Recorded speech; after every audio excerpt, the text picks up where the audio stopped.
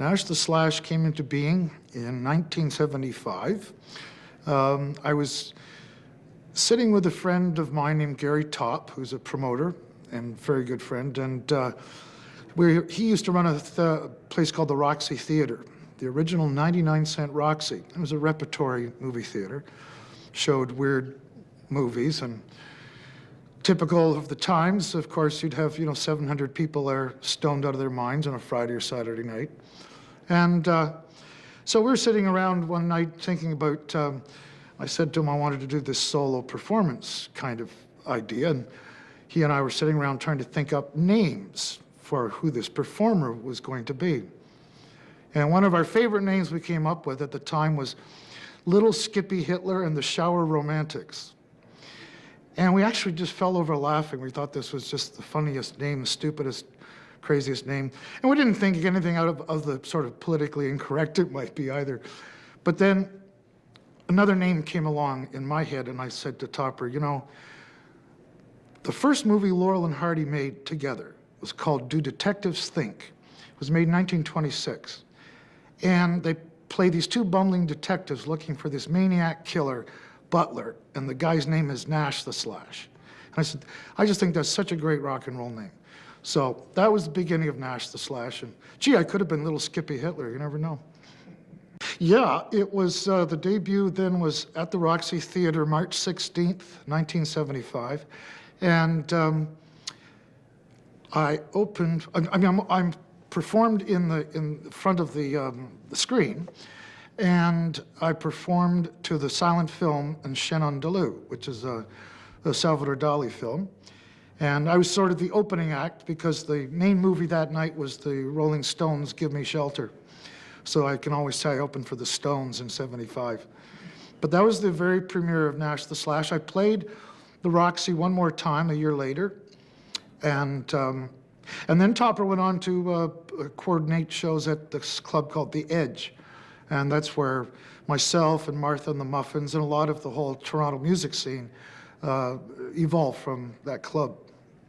Fact is, when I first started to perform as Nash the Slash, I wore a dark tails and top hat that did not have the bandages. I had the glasses, but I didn't have the bandages. And the bandages came a couple of years later.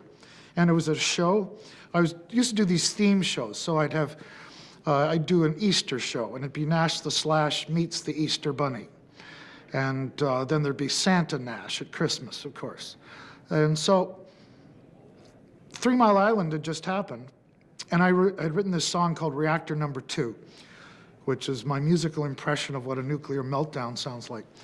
And for this particular show, I thought, what would a nuke victim look like?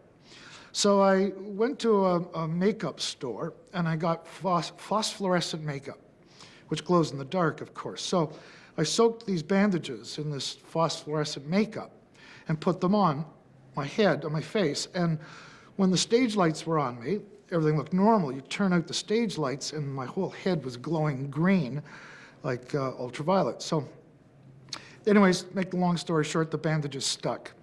After that, I've never taken them off. Well, it was happening because the exposure I was getting was coming from being connected to these major acts, and a lot of them very cutting edge. And a lot of these acts asked for me particularly to open for them. Number one, I was the easiest opening act. A one-man band is pretty easy.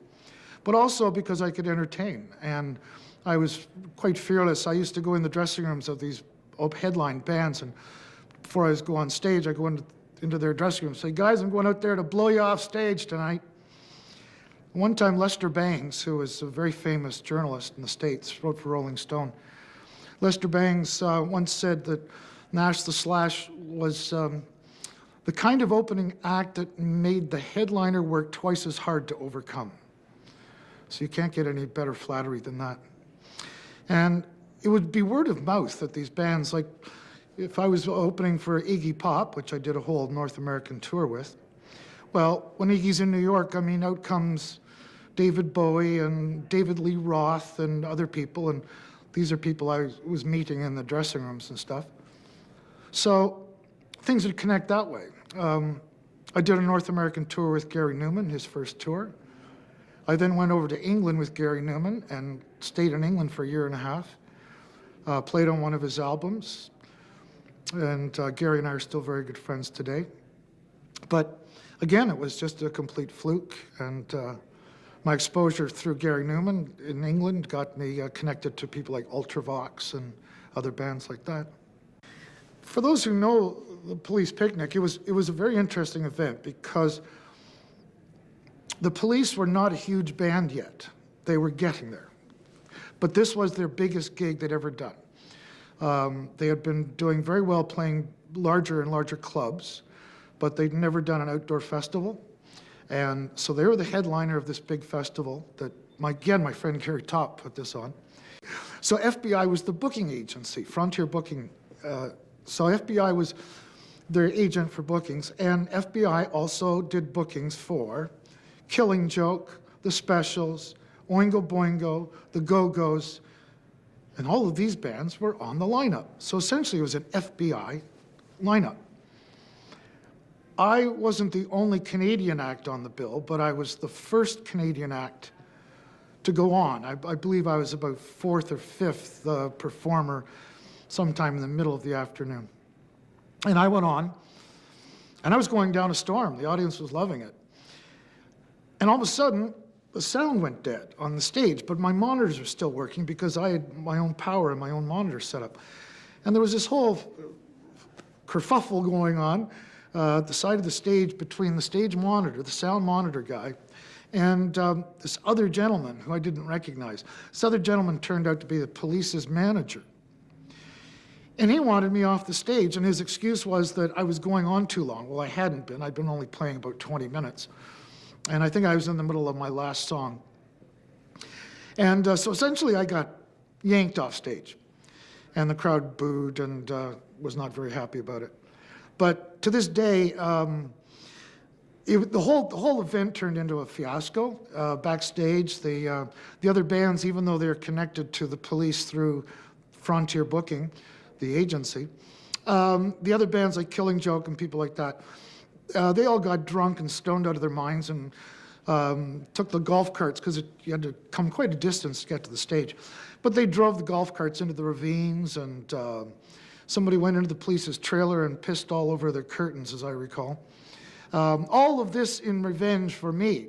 And all of this because everybody was really ticked off with the Police and their manager. So, in case they don't know it, to this day, your soaking wet trailer was compliments of Iggy Pop and Killing Joke. Well, when we first formed FM, like I said, it was myself and Cameron Hawkins on keyboards. We both sang. I played violin and mandolin, and I also had a drum machine. And drum machines were not common at all. Today, it's like people can't believe that it was just in the 70s, but it was illegal to use a drum machine on stage. Illegal according to the American Federation of Musicians. It was illegal to use a device that imitated what a musician could do. And there would be numerous meetings of American Federation of Musicians, AFM, would have meetings in all different cities. I remember going to one in Toronto here. And I sat at the back of the room because I wanted to hear what people had to say, and I didn't want to expose myself, so to speak. But the kind of person that got up and talked about it were people like solo country and western guys. And one guy got up and said, I love my drum machine because it keeps perfect time, it doesn't talk back, and doesn't cost anything to feed. And by the way, you guys, AFFM guys, it doesn't sound anything like a drummer. It just keeps time. It goes papa-chichi, papa-chichi, papa-chichi, right? And that was the whole principle of it. At the same time, this again, the mid-70s, a parallel story to this, maybe some people know about, but the group The Moody Blues, who became very popular with their Nights in White Satin album, and with the use of a device called a mellotron. And the mellotron was basically a glorified tape recorder, a keyboard with strips of tape recorded on it, and it'd be a violin, or a cello, or a horn. Well, when the Moody Blues came to North America to tour this album, the American Federation of Musicians made the Moody Blues pay for, I believe it was 4 or 6 musicians' side salary because they were taking the work of string players. So every town, city they play in, and the Moody Blues at the time said, this is killing us, costing us a fortune. But it'd be scale, be like $125, but times 4 or 5 people. And the promoter would pay it or take it out of the band's pocket, out of their pay. So in this climate, you can imagine it was frustrating to be having a drum machine or a mellotron, but things finally changed around because the drum machines became very sophisticated, and obviously no drummers were losing work. A good drummer actually loved playing with a drum machine. It became part of a band's sound. And all of the bands in the early 80s, everybody from Ultravox to Psychedelic Furs, I mean, Simple Minds, people like that, all those, they had drummers, but they also had drum machines, and the drummer would play with the drum machine. It made a terrific electronic addition to the sound. I used to put my drum machine through a fuzz box and an Echoplex and make the thing, instead of go papa-chichi, go kank, kank, kank, kank, make this really raunchy sound. It was great. It's just total noisy machine. So again, I wasn't trying to take any drummer's job, but it's hard to believe today that really, we went through that. Our first album, called Black Noise, was always the bestseller, and the public or the radio, I guess, just seemed to catch on to this song. It's the first song on the album, called Phases on Stun, and it starts with this echo effect mandolin part, very catchy little introduction, and so it to this day is sort of gets your classic radio airplay. I made a fair number of TV appearances, but did not make rock videos. I did 2 videos in England, and one of which was never shown. I did on my album Children of the Night, I do a cover of Dead Man's Curve, Jan and Dean, and we did a shot a video of that in a junkyard. And I also did a cover of the Rolling Stones' 19th Nervous Breakdown. And we did a video for that, and it was shot in this old mansion. And so the song 19th Nervous Breakdown, it's about, somebody having a breakdown. And so the whole thing, we did this whole thing with, I was dressed in a straitjacket, and I was being taken down these stairs, a spiral staircase, by this girl who was dressed in a sort of a punk nurse kind of outfit. And I'm in a straitjacket, and I'm spewing green foam out of my mouth. 19th Nervous Breakdown. Well, when we finished shooting the thing and they took it to the BBC wouldn't show it. They thought it was in bad taste. And the only bad taste was having the green dishwashing detergent in my mouth for this silly video. But I don't even have a copy of this video. To this day, I don't know where it is, but I'd love to see it again. I bet it's hilarious. And then I did another video in New York City in '82 for a song called Dance After Curfew. And that one, of all things, I'd run into Giorgio Gromelski. Giorgio was one of the godfathers of British rock music. Giorgio had discovered everybody from the Soft Machine to, he worked with everybody. He's just a character. And so he'd been living in New York for a couple of years, and I meet this guy, and you're Giorgio Gromelski? How cool. And he says, yeah, Nash, and he's got a friend, and Giorgio's this Russian guy, and he had these, he knew everybody, of course. He said, oh yeah, I've got this friend, what was his name, Ed somebody, who does videos, so we can make a video in my club. So he did this really neat thing. He got all these people together who had he found people with Russian fur hats, and and the whole idea was we're in a secret dance club. The song's Dance After Curfew.